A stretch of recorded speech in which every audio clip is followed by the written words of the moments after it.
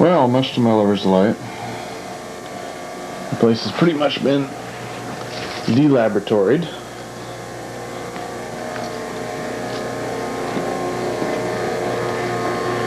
Just a few leftovers.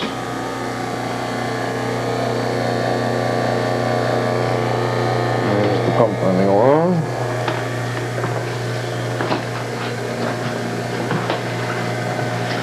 And here is a second cast. It has fewer flaws, be less work to clean up.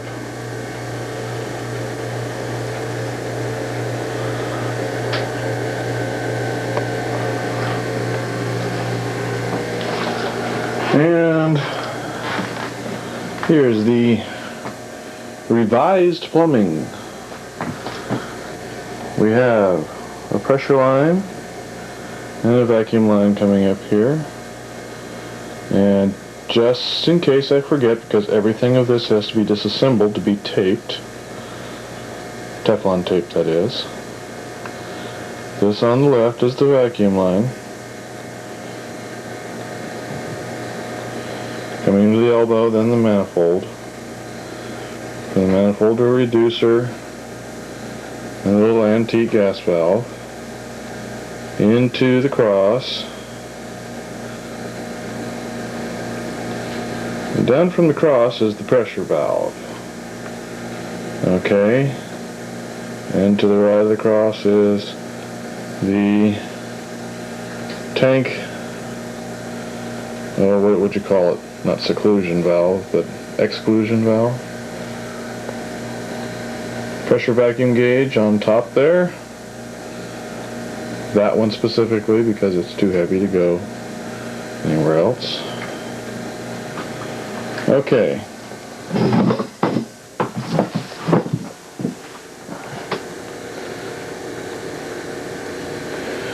Procedure goes something like this. Open this valve,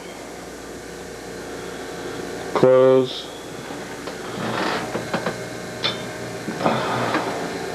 this valve, and this valve. Open that valve, open that valve. And close this valve. Hear the thing get noisy there? It's building up pressure. At the same time, it's building up vacuum in the can there, in the Groco. Yeah, it's not going to do a good job unless that's popped off of there. The pressure is only if I absolutely have to have it, which I don't think I will. Okay. The valve on the left here runs up and runs to a new port at the peak there. We have two new ports actually. The new vacuum port, and this is much larger than it was. Okay. Then this valve, the middle valve if you will, second from left, runs up here to a T and over here, and those are on the what used to be considered the feed lines. I probably won't need those either, but they're there. Okay. The real business is this line. Run up here, run into the pot, which is now not supposed to be opened once the process starts. I will pretty much seal it. I have a floor flange and some plumbing, 1.25 inches, and a very expensive little stainless steel inside of brass valve. That's just extension on the handle, make it a little easier to turn. It's a stiff bugger. Okay, we're back to the piggy nipple thing for feed, and of course there is a pressure vacuum gauge on the pot. Okay, that's pretty much got it. The only difference to this setup there may be is that I might move some boxes and put the mold down here so as to have the piggy nipple thing not so high. While the rest of the plumbing can pretty much stay where it is, I'll just have to change the line lengths a little bit. Not a problem, I have plenty of it now.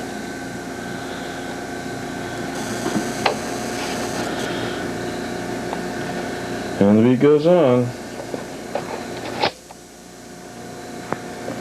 Just a few minutes later, stuff is put away to a certain degree. Tossed to a certain degree, but still, things in their places. Oh, by the way, the door is now secured, and new 110 volt power on the back porch, so no cords running into the kitchen. In fact,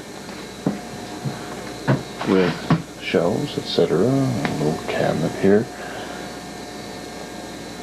a lot of stuff is condensed, so I'll be able to try and keep the crap. Oh, this is cool. Oh, have to be light.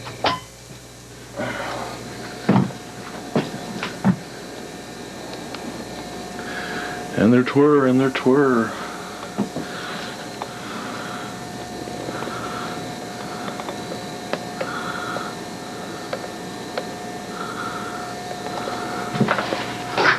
Oh, it's actually a little too bright, I think.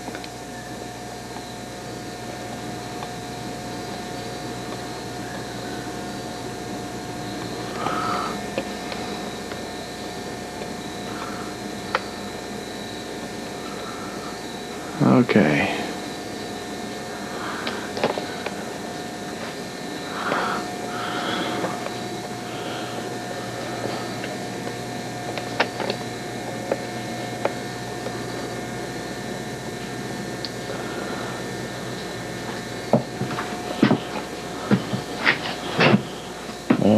Camera doesn't seem to want to help me tonight. Okay, the veins are much stronger than they have been. Oh, there's a good shot.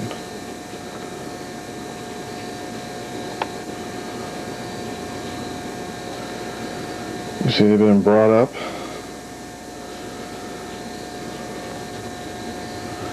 And there's a comparison of how it was. Just there, just a defining line was all that was there before, as is most of these. There's one done. There's one not.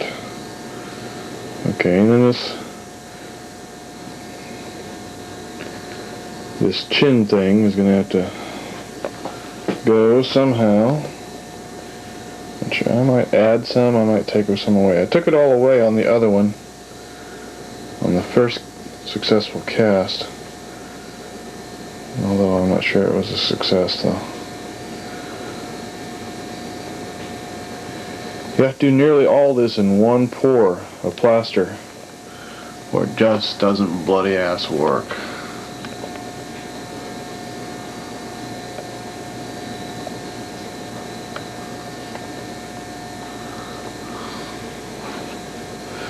Tomorrow, no plumbing, no running around, no bullshit. I sculpt. Later.